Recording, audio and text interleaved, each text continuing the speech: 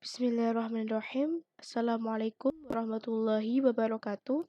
Nama saya Zui Yanetin Hovifah dengan NIM 196500113 mengambil kelas mata kuliah Numerical Method kelas A.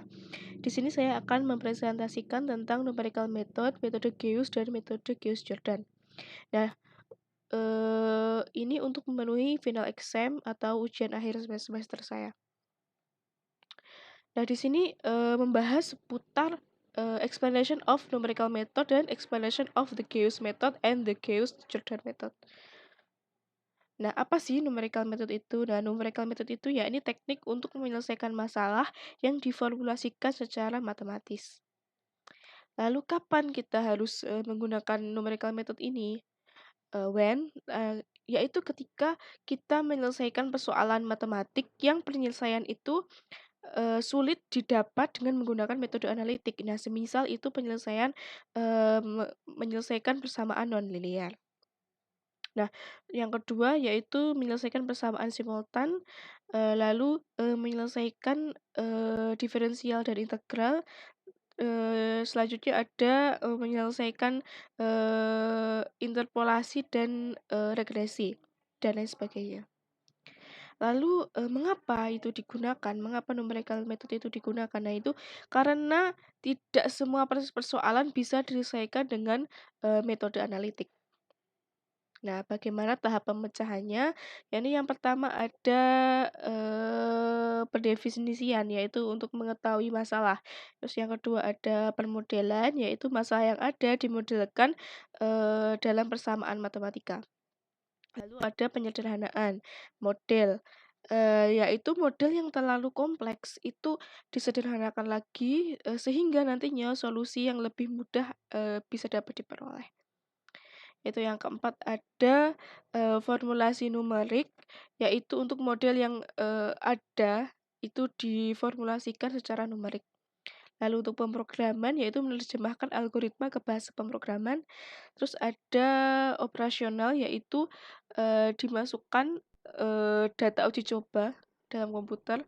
Lalu ada evaluation yaitu ini data programnya itu dimasukkan data yang sebenarnya sehingga memperoleh hasil yang diinterpretasi yang mana meliputi analisis hasil run dan membandingkan hasil-hasil untuk memperoleh hasil yang lebih baik.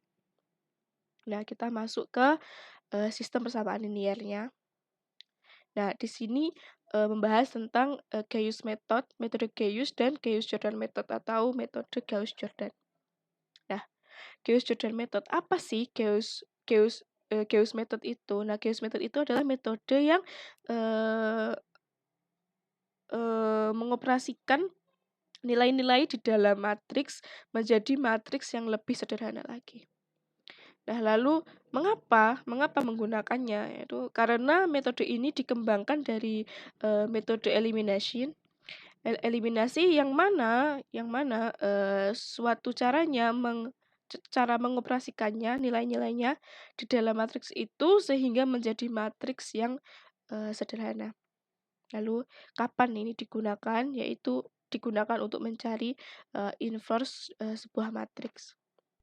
Lalu bagaimana prosesnya? Yaitu yang pertama mengganti urutan 2 baris, terus yang kedua mengalihkan baris dengan angka yang bukan 0, lalu yang ketiga menambahkan suatu baris dengan baris yang lainnya. Nah, ini untuk contoh soal dan penyelesaiannya. Di sini terdapat persamaan linear. Nah, persamaan linear ini diubah ke bentuk matriksnya seperti ini. Nah, lalu untuk mengenolkan 2 dan 3 ini. Nah, ini untuk mengenolkan angka 2 ya di baris pertama. Ini ada baris pertama itu dikalikan min 2 ditambah baris kedua.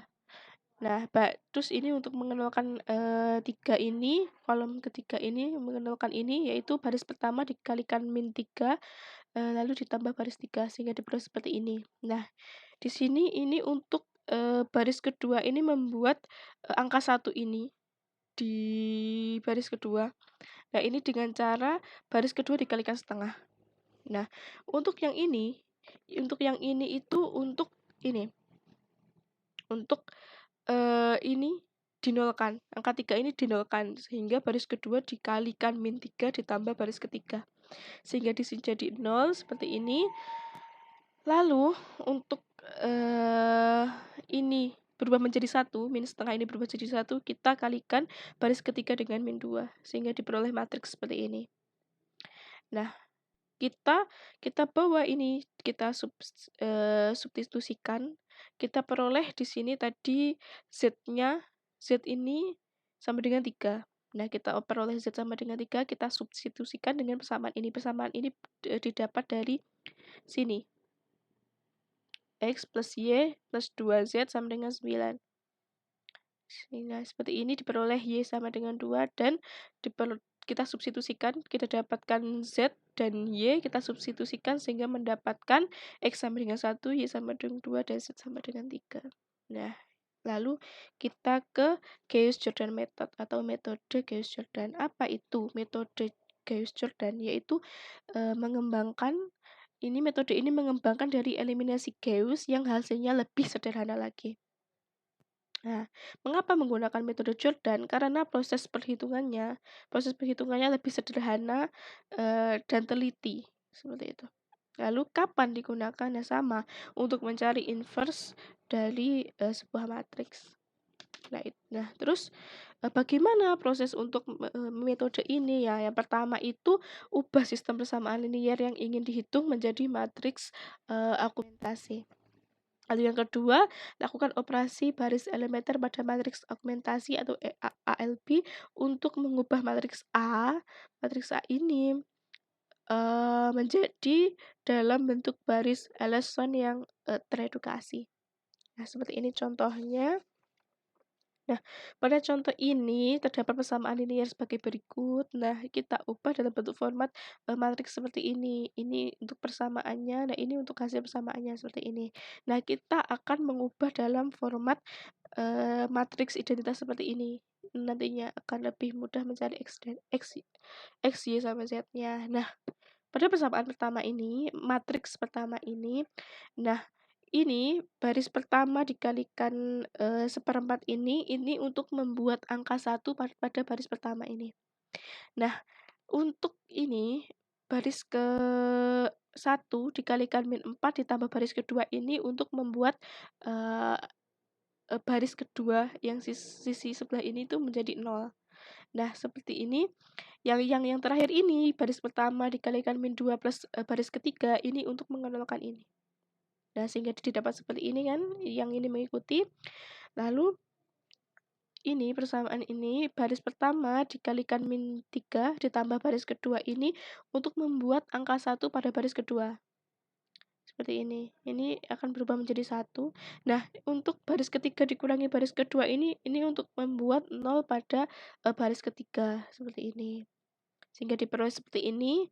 Nah, lalu yang ini baris kedua dikali negatif setengah, min setengah ditambah baris pertama.